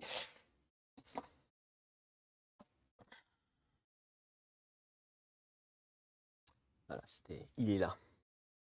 Il est là, le fameux. Et c'est peut-être là la pointe, le last level. On est au fond de la boîte à gants. D'accord? Ils ont mis un système d'échelle. Je ne sais pas si vous le voyez. N'hésitez pas le chat à me dire si c'est mal éclairé ou autre.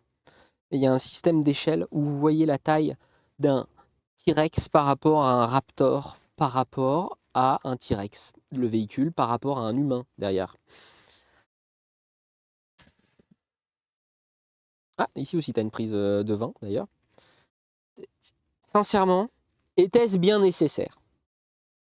Y avait-il besoin de prévenir que tu avais fait plus gros? Oui, la boîte à gants est grande. Alors, je vois dans le chat, certains me disent c'est un frigo. Peut-être que certains le proposent en option frigo. J'ai pas l'impression que celui-là le soit. J'ai l'impression que c'est juste une boîte. Une boîte à gants. Je sais même pas si on peut appeler ça une boîte à gants vu la taille, mais il est. Non, non, mais en plus c'est double. Non, mais t'as place.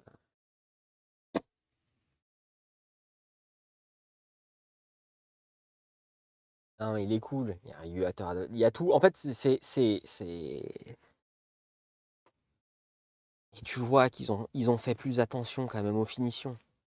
de fou. Alors, j'ai jamais pu monter sur un Raptor Gen 3.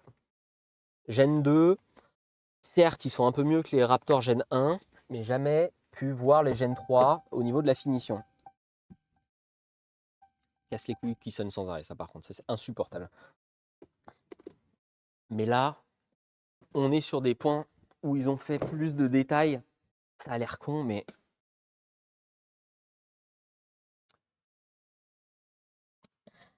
Alors, c'est super mal fait, c'est de la qualité de merde. Mais ils ont quand même fait un petit contour en cuir surpiqué à la poignée où tu te tiens quand papa conduit comme un... ou maman d'ailleurs conduit comme un goret au milieu des champs. Ça se passe derrière,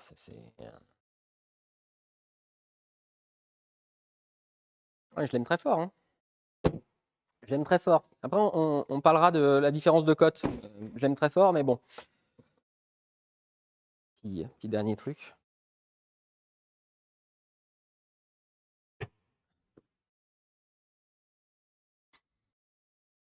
Il y a une marche. Ils ont fait une putain de marche en plus. Non mais il est trop cool. Il est trop cool. Il est vraiment trop cool. Je l'aime très fort. Je l'aime très fort. Je préfère mon Raptor. Ne t'inquiète pas, je te préfère. Donc, jusqu'en 2024, ils vendaient le Dodge Ram TRX. Cependant, comme je vous ai dit, 2024, c'est terminé. Voilà, c'est fini. Les Dodge Ram, les Ram, pardon, il ne faudrait pas vraiment mettre Dodge devant, les Ram TRX se sont arrêtés en 2024. Ils ont continué à en faire un autre qui n'est plus un TRX. C'est un, alors que je ne vous dise pas de bêtises, parce que celui-là vraiment je ne connaissais pas, c'est un Ram RHO. Sauf que maintenant c'est un 6 cylindres.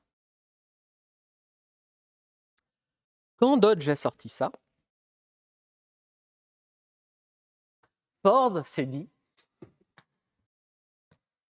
ne peux pas les laisser gagner, c'est pas possible. Je veux plus gros. Et encore aujourd'hui, le seul restant des ultra pick-up sport surélevé Baja, c'est le F-150 Raptor R. Et là, ce qu'ils ont fait, c'est qu'ils ont repris un V8, qui était le V8 de la Ford GT, la Mustang Ford GT 500, si je ne me trompe pas, compressé, qu'ils ont remis dans un pick-up F-150, qu'ils ont resurélevé. En fait, ils ont pris la base du Ford F-150 Raptor Gen 3, qui était lui aussi avec un V6, et ils lui ont recollé un putain de V8. Et sur tous les points, il est au-dessus. Quand je dis tous les points, c'est tous les points, prix compris. Voilà. Si vous voulez une petite idée rapide, juste avant qu'on passe sur le démarrage de ce superbe engin, le Raptor, vous l'avez déjà entendu souvent, mais lui, ça vaut le détour. Aujourd'hui, c'est des véhicules en France qu'on trouve à un peu plus de 100 000 euros. TTC. D'ailleurs, hors taxe aussi, je pense. Non, hors taxe peut-être un peu moins. Mais TTC, c'est des véhicules pour le TRX qu'on trouve à plus de 100 000 euros. Ce qui en fait quand même une petite diff. Hein, parce que, alors je sais, j'ai dit il n'y a pas très longtemps, enfin c'est sorti il n'y a pas très longtemps sur la chaîne de Sylvain. On est sur deux philosophies à peu près équivalentes.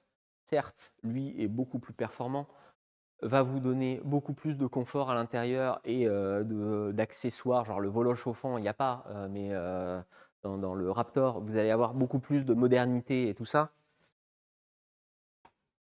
Lui, selon les kilométrages, vous pouvez en trouver aux alentours des 30-35 000 euros des Raptors en France.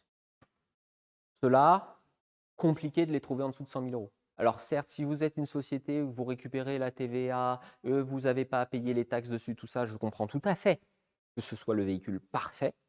Maintenant, quand c'est un véhicule qu'on veut utiliser tous les jours et qu'on veut peut-être avoir un petit peu moins peur de la panne et qu'on veut aussi pouvoir s'amuser, c'est peut-être pour ça que je préfère le Raptor. Bon, après, les goûts et les couleurs, voilà, c'est un choix strictement personnel. Je trouve ça à chier dans une couleur pareille. Ça à chier. Je sais que des gens vont adorer. Et effectivement, je le trouve moins moche en bleu qu'en, par exemple, orange. Maintenant, acheter ça en bleu, pas ma cam. Peut-être des gens vont adorer, mais c'est juste une question de choix. C'est une question de choix. À ce point-là, oui, non, vraiment, je le trouve waouh. Ah, je le trouve dur dans cette couleur, ouais. Ouais, c'est... Bon, juste avant qu'on passe sur le... T'abuses. Non, mais vraiment, non, mais attends. J'avais une question pour vous, mais là, genre, t'abuses. J'abuse sur quoi? J'abuse sur le fait de préférer le Raptor, mais bon, après, c'est une question de goût, ou c'est au niveau de la couleur, vous trouvez que j'abuse? Il est bleu et électrique. On voit que toi, là, vraiment. Alors, tu me diras, dur de dire que sur le Raptor, t'es discret, mais là, il est bleu et électrique. Le bleu est où? Bon, bah voilà, c'est tant mieux. Comme ça, si ça plaît à des gens, c'est parfait. Mais là, moi, il est quand même. Puis, ils ont, pour le coup, beaucoup été vendus dans des couleurs qu'on voit bien. C'est visible. Est-ce qu'on se ferait pas un petit démarrage, hein? J'avais une petite question pour vous avant. On se retrouve donc mercredi. J'avais une proposition pour le live de mercredi. Je vous avais parlé de soit on essaye de voir le mythe ou pas mythe, du métal dans le micro-ondes. Est-ce que c'est une bonne ou une très mauvaise idée? Ou il y a un monde où il y a une petite machine pour griller du pain plus vite que je voulais vous présenter. Je vous laisse débattre dans le micro-ondes direct. Ok, bon, bah, ça partira sur le micro-ondes. Donc, on se retrouvera mercredi pour voir ce que ça fait de mettre du métal dans un micro-ondes. Mais il y aura un peu de science autour parce que, sachez, il y a une possibilité, enfin, il existe un phénomène physique où, en fait, selon comment on met le métal dans le micro-ondes, et bah, c'est pas dangereux. Enfin, c'est pas dangereux. Ça fait pas d'étincelles comme on vous nous présente et ça casse pas le micro-ondes. Donc justement, on pourra discuter et voir pourquoi mettre dans certaines conditions du métal dans le micro-ondes, c'est dangereux. Sur ce, je vais nous allumer la caméra qui est là-bas. Normalement, si je fais ça, alors, attendez, c'est ça qui est cool. Parce que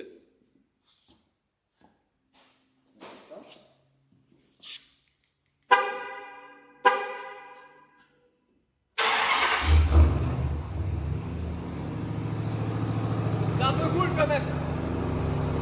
Alors, le cold start est un peu fort. Si tu as des voisins, ça doit être chiant.